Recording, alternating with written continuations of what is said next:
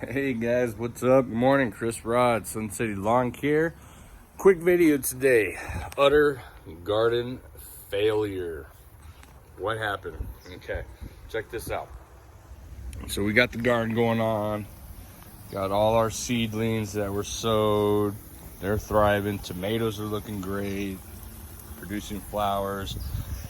And then about 2 weeks ago, maybe 3 weeks ago, we started to notice these little green sprigs popping up everywhere. You see that leafy green looking stuff?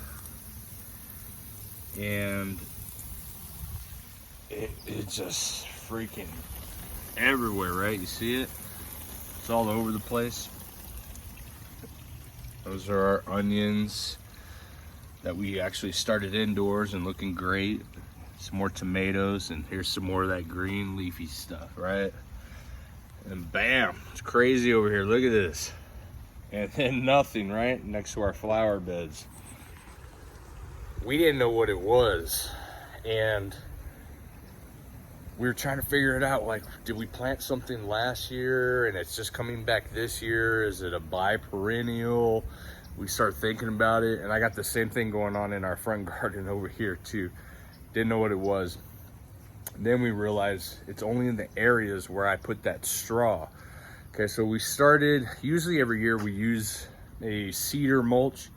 And this year I wanted to try something different. I wanted to try straw just to see how it turned out, see if the moisture retention was better than the cedar mulch. And I'll tell you what, that green leafy tissue stuff, I swear to God, it started looking more and more like freaking quackgrass to me, okay?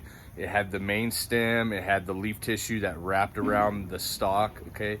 And I was thinking, there's no way I've got that much quackgrass growing inside of my garden bed. So I started, we came to the conclusion that it had to have been from the straw, okay?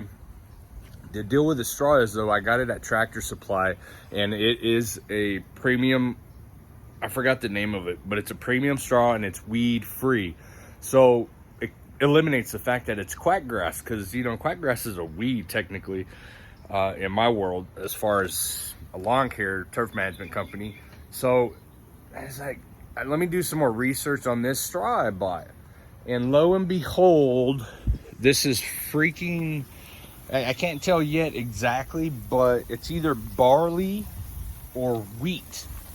Okay, inside the bag of straw that I bought says that it is absolutely weed free, but may contain barley or wheat seedlings.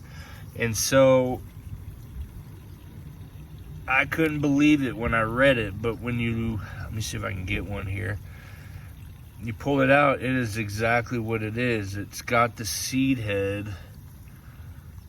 Yeah, look at that root system though. Right in there, that little guy. See if I can wash it off real quick. Look at that. So, is it something that I want in the garden?